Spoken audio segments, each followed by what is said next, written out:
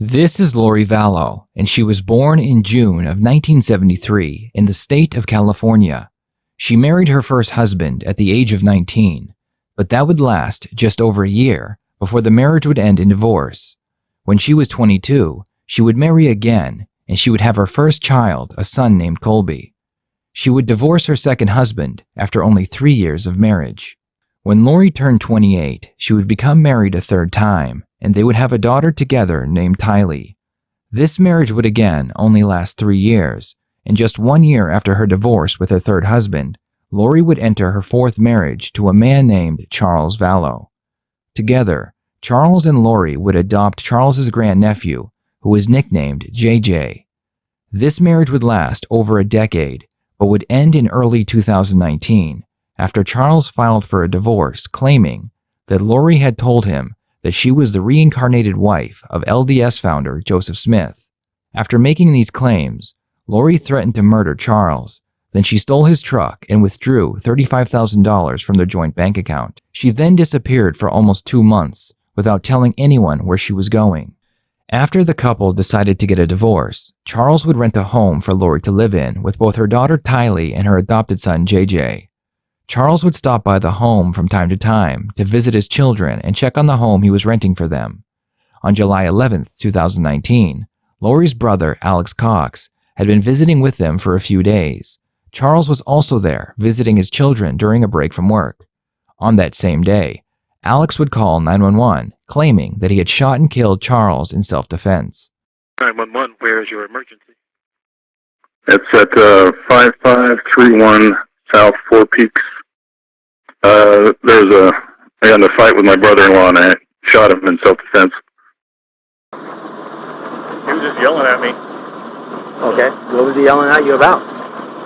About my sister, because I'd broken up a tussle with them earlier. And he told me not to interfere anymore with them or I'd pay. And he came at me with a bat. So it's just you and your brother-in-law? Yes. Okay, and kind of go through it. Did you say something like, hey, don't touch my sister, or? Yeah. Yeah. Okay. And then he picked up the bat. Where was the bat at? In the living room. And then he's coming back at me, and he's still got the bat in his hand. Like, what are you doing? And where are you at it? Where are you both in the living room. Okay. And then I turned around, and he hit me in the back of the head with the bat. So I went to my room and got my gun. Your room. So I just went back to the living room. Like, what is your problem? With the gun in your hand? Yes. And I said, I want you to put that bat down. And he wouldn't do it. And he's like, and he came at me with the bat again after he'd already hit me in the head. So I shot him to stop him. Lori would be brought in for questioning regarding the death of her soon-to-be ex-husband. At the time, the police believed that it was indeed a case of self-defense, as they could not find a motive that would lead to Lori or her brother Alex. It wasn't until much later that they would find out that Charles had a $1 million life insurance policy that would have gone to Lori if Charles was to die. Husband, who we were married for 15 years, switched his life insurance policy to her, right? To his sister, Okay. who got $1 million when he died, and we got nothing. So he's like, we had decided to separate or whatever. So he's like, well, I'll pay for a house for you and for JJ and whatever, because he's all about JJ. He's never about Tylee, but he's all about JJ. Because we adopted him together. He's his great nephew. We adopted him as a baby. And so we adopted him as a baby, and so we've been raising him together. And he travels all the time for business, so he's used to just going back and forth. So he's always gone like Monday through Friday. So he came when we first moved in and brought me stuff from Houston, like a U-Haul. And then he hasn't been back. But it's all these threats on my phone all the time, you know, like whatever, all these things. And then he told me... What kind of threats? Just, he's always mad at me, right? Okay. And he doesn't want a divorce, but I don't like him and don't want to deal with him, so that's just how it is. So we married for 14 years, we dealt with it for 14 years, of him being horrible to her. Like, he gets in huge fights with her. So when you initially moved, he had said he was going to buy you a house, so you moved here With your... Yeah, he was going to rent us a house. And so we moved... All my family lives here. So we lived here for a long time. Okay. And then he moved us to Houston. Okay. And we were there with my son. He was out of school. He didn't have any of his, like, services, his DDD, his anything. He, like, ripped him out of school and said, we're moving. Okay. And I didn't go with him at first. And he took him. And I let him take him. And I didn't file anything or whatever. And then he filed something against me and said, I'm only going to get supervised visits because I'm crazy and blah, blah, blah. You know, the story. And so I just didn't talk to him for, like, 30 days. And let him take care of him. And let him see what I've been doing for the past 7 years. Because men need to do that. You know, I have 5 kids. I have grown kids. I have grandkids. Yeah. Like, okay, you're going to threaten me that you're not going to let me see my child without supervised visitation? Okay. Do it for 30 days and see how long it lasts. You're begging me to come pick him up. Yeah. Which he did. Lori had kept a secret from everyone during her marriage with Charles, and it was because she had met a man named Chad Daybell.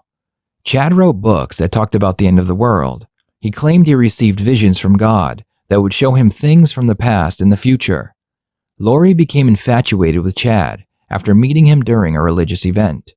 Chad would tell her that they had been married in 7 previous lifetimes. Just like Lori, Chad had also been married, but his wife would mysteriously pass away in her sleep only a few months after Lori's husband was shot and killed. He hasn't been here in a couple weeks since we moved in. Okay. He came. He was very nasty when he was there, but he travels for business. So he went back to the Houston house, and he's like, I'm coming on Wednesday night, and I'm going to come pick up JJ and take him to school Thursday, pick him up Thursday, take him Friday, whatever. And I said, Casey wanted to come to the house, and I said, you can't come stay at this house because you can't get along with Tylee. She's a minor, and she has to live here. Yeah. So, because he gets in huge fights up there. Okay. And she hates him. And so I'm like, you can't stay at the house, so I will book you a hotel, because he stays in hotels all the time because he travels for business, and the business pays for it, right? So I said, I will book you a hotel nearby. What does he do? He works with teachers and their retirement plans, but he goes to them at their school. He mostly works in California, no matter where we live. And we lived in Hawaii, he'd work in California, he'd work in Texas. He has like books of business in different areas.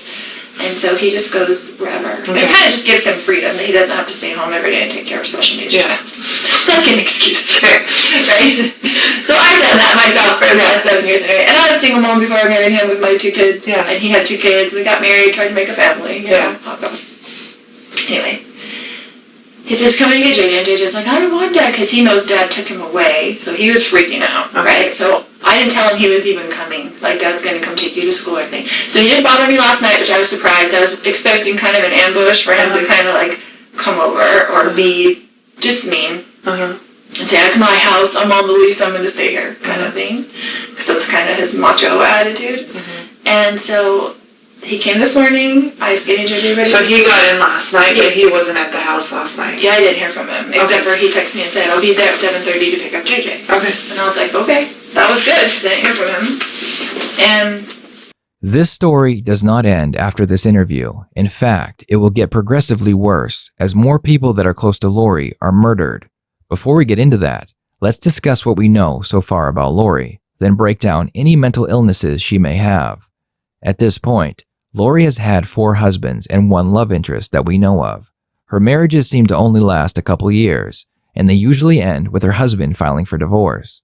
We also know that she met and became obsessed with Chad Daybell, who was considered as a leader in subjects like religion and the end of the world. He was also able to gather followers to help support his cause. He came over in the morning and he's like banging on the door. I'm like, oh great, here we go, you know. And I was just going to be nice. I was just going to be nice as possible. And I had JJ stuff all ready for school. And so. Do you remember about what time he got there? He said he'd be there at 7:30, but it was more like 7:40-ish or 7:35, I don't know. Okay. But I remember thinking, looking at the clock, and he wasn't there at 7:30, and he's usually Mr. On time. Yes. So I was like, okay. And then JJ was like, oh, Dad.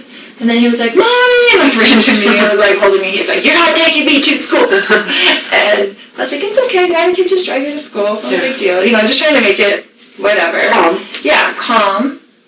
And then he was just being real smirky and real like jerky, you know, to me. And I was like ignoring him, whatever.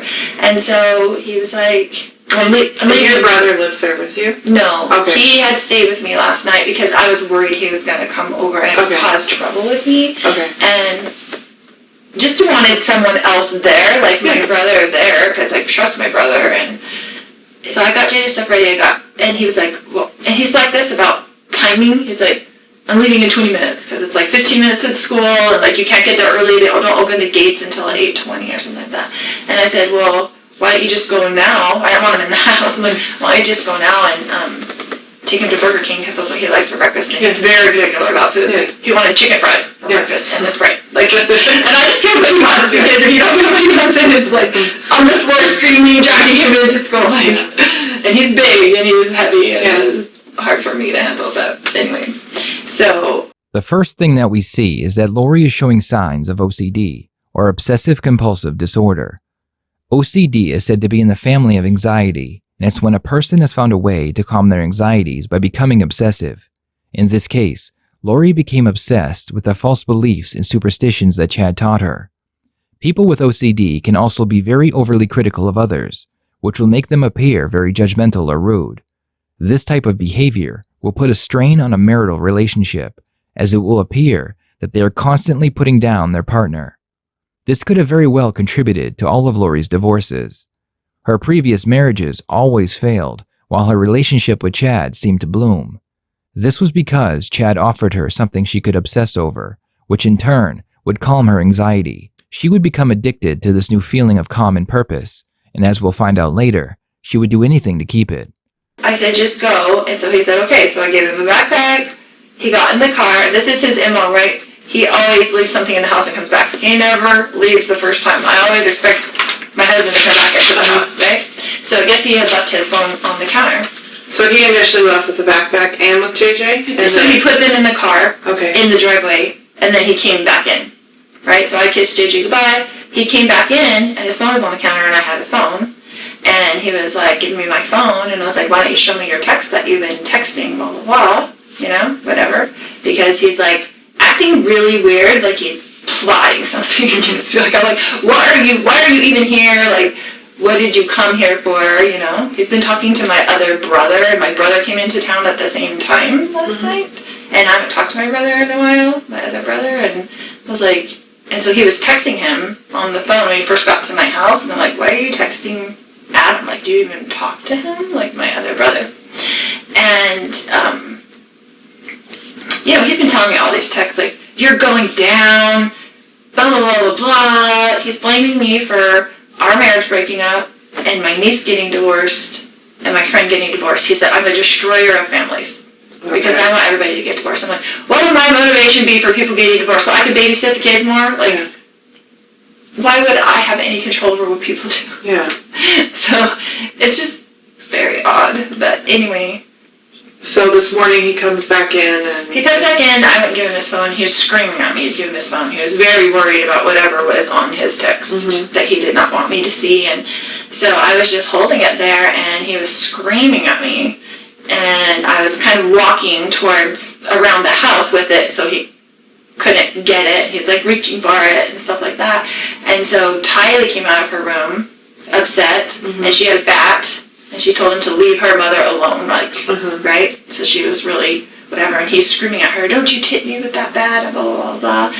And then my brother heard all the commotion, because he was in there in bed, and so he came out into the main room, and, I guess whatever. What's your brother's name? Alex. Alex, okay.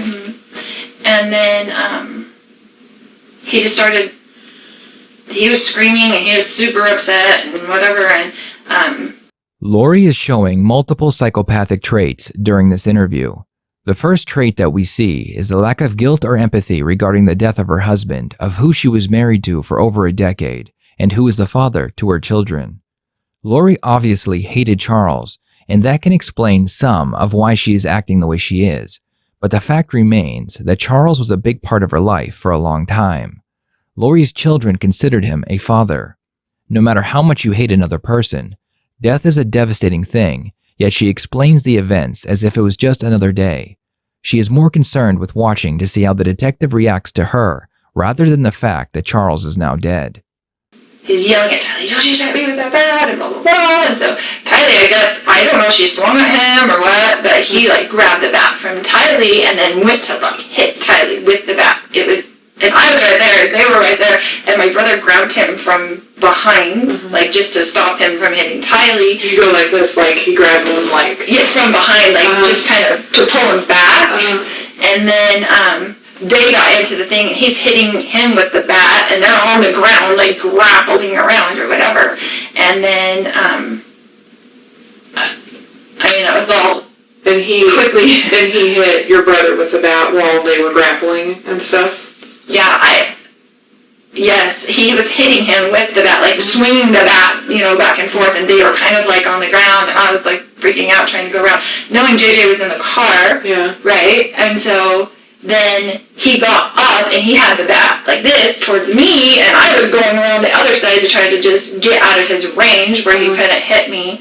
And then I had told Tylee, because she was on the ground, because after he took the bat from her, she fell back. And so I told her, I was like, go get in the car with JJ. Like, I don't want JJ coming in to the house, and I wanted her out of the way. I wanted the kids out of the way of whatever this fight was going to be. And then, Another trait that we see is what is referred to as superficial charm, and it is basically a wolf in sheep's clothing. A psychopath with this behavior will be emotionally shallow and will express no feelings for the people around them. They will seem to have a fascinating personality without being the least bit shy, and will usually speak their mind. They will say things that you want to hear, and watch how you react as they try to persuade you to give them what they want. Lori continues to smile and laugh with the detective as she does her best to get the detective to like her. People like Lori will find it easy to find a partner because they initially will be irresistibly charming as they lure in their prey. Lori's ex-husbands fell for her charm, but then realized that she was in fact a wolf in sheep's clothing. But by the time the marriage papers were signed, it was too late. Do you remember what your husband or your brother were saying or yelling during all of this?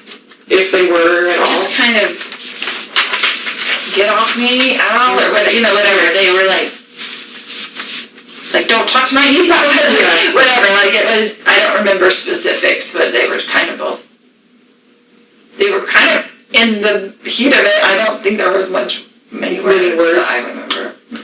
So Tylee goes outside. Yeah, she was outside. And then what happened? Then they got up from that, and my brother had, stepped back, I guess, and then Charles was coming with me at the back, yelling at me to give him his phone, still, because I had it in my hand. It was all really quickly, and then when I went around kind of in the circle, then my brother was there. When you said when you were going around and he was coming at you with the bat, how was he holding the bat? Just like that. Like, backwards. Almost in one arm. Like he was swinging it backwards? He would have done, like he would have swung it backwards at me, not frontwards. Okay, yeah. He was a professional baseball player. Okay. So, it wasn't a good idea for Tyler to get out of the house. Probably not the... I mean, he played semi-pro. Yeah. And he was, But, yeah, and then I was kind of turned around, and we were all right there in that room, except for the kids had been outside by that time, and I heard the gunshot. And A third trait that we see is an impulsive disorder. A person suffering from this is often unable to resist the urge to do something, even if it may violate the rights of others.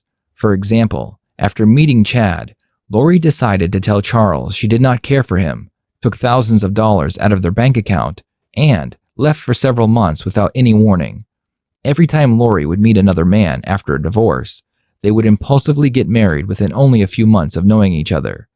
Without even looking into the crimes that Lori committed after this interview, we can already see major signs of a psychopath. So you heard the shot? Did you actually see the shot, or did you just hear it? I had gone around to the kitchen to get away from him, and so back around. So I don't know if he went in the house. I didn't, so I'm a little bit of a disadvantage. Yeah, so I didn't see the shot. I heard it, and then I came back around and I saw that he was on the ground. Okay. And was freaking out. Yeah. And so I was just freaking out, and it just went into mom mode. I'm like, I've got to go to get JJ to school. I've got to get to the kids. I just felt like I got to get to the kids. And so I just went outside and to see if they were in there okay. I didn't want them coming back in the house when all that was going on. And got JJ in the car. And he was trying to come in. And Tylee was like looking at me with like the crazy eyes, like what just happened. And I told her to get in the car and we're going to take JJ to school. And I just left. When you came back in and you saw him on the ground, where was your brother? Did you see him where he was at?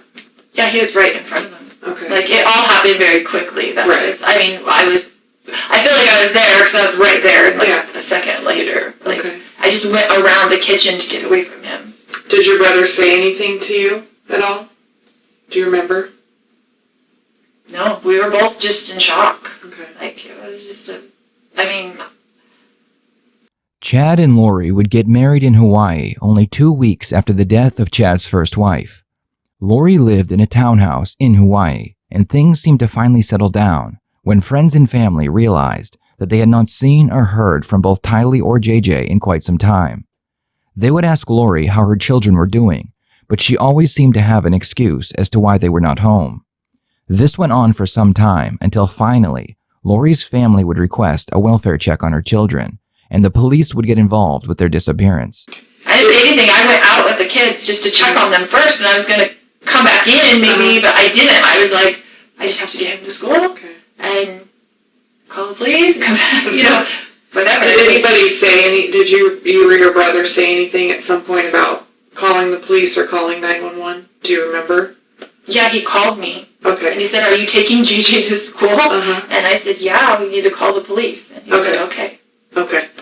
So he called you when you didn't come back inside, basically? Right. Okay. Because I was like in the car for a minute, and then I was like, what do I do? And then, I didn't want JJ to go inside, and I didn't know what to do. And Tylee was freaking out. I was trying to get them away from the scene. Understandable.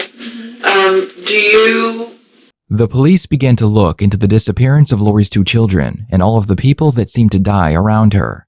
Strangely enough, after Lori realized that there was an investigation going on into her life, her brother Alex would suddenly pass away after collapsing on the floor of his home.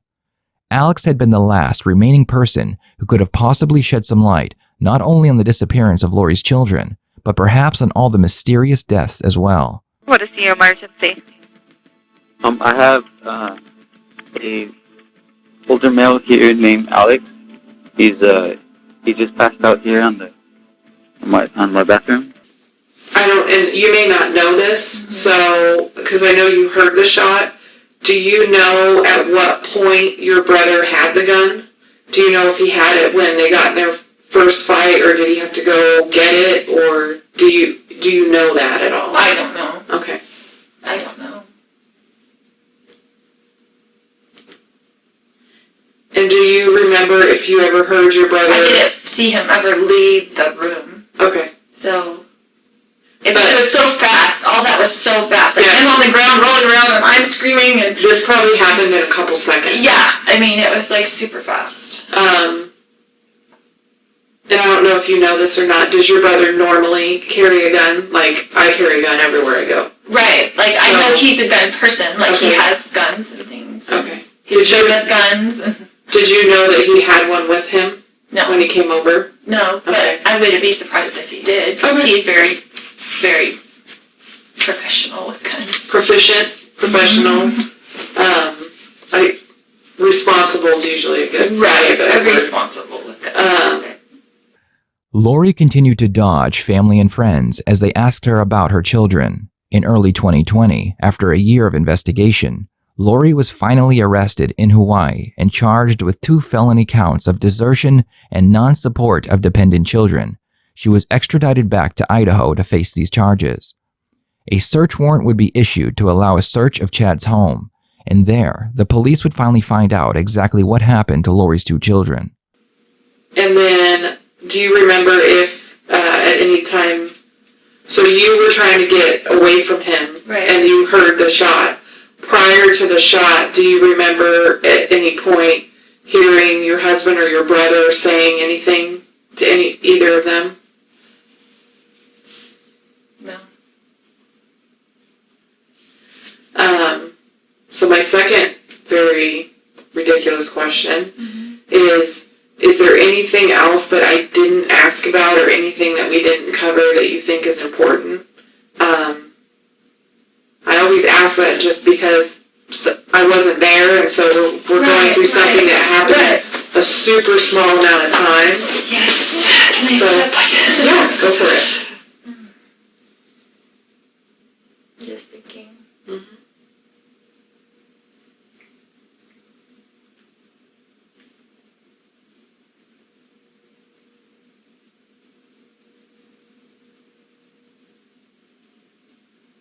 Just that.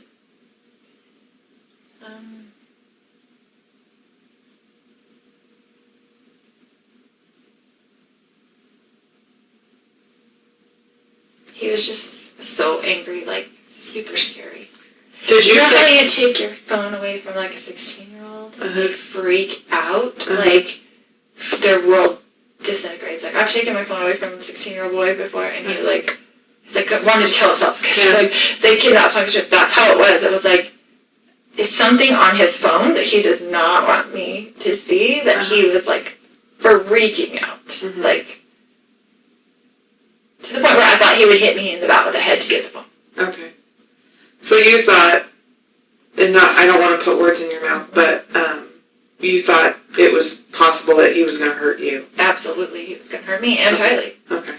Not JJ, he would never hurt JJ. Okay. And he hurt my brother. Like, he was going, like, ballistic about, it was bad. Okay. They would search Chad's home, and behind the home, they found a makeshift pet cemetery. They would dig through the earth and uncover the remains of both Tylee and JJ, which were sealed inside plastic bags using duct tape. Both Chad and Lori would be charged with first-degree murder, and they would both remain in jail awaiting trial. Lori would eventually receive a psychological evaluation, and she would be deemed unfit to stand trial and would be committed to a mental health facility. Of the many strange things that Lori told people, she would say that her children had become zombies that housed evil spirits. Chad is expected to plead guilty to his part in the crime. So he showed up. He was following her and yelling. And then I got between them. And then Tylee came out with her bat. And I had separated for a minute, and then my sister walked around me there in the living room. And then Charles was following Lori and yelling. And Tylee told him to get back. She took her bat like that and shoved him, and he took the bat away. And I said, "What are you doing?" And I got between them, and then he hit me. And I just went down, and when I got up, he was still yelling. And so I went into the bedroom where I was staying, grabbed my gun, and I came back. Okay. And told him to put the gun down, or the bat down. And he came to me and was saying, "What are you going to do?" Like that, come to me with the bat. I said, "Put it down." He wouldn't. He came at me, so. And I got to see myself as a warrior fighting for the Savior in the premortal world. And I went to other worlds and I fought. And I was one of his strongest warriors. And I saw it. And he showed me so that I could never deny it again. I was not sweet. And I was not innocent. I am old. I have fought. I fought in this war for millennia. And that's who I am. And I came down here to be a warrior and fight. And I only thought that I was sweet and innocent. I am sweet. I am a sweet person.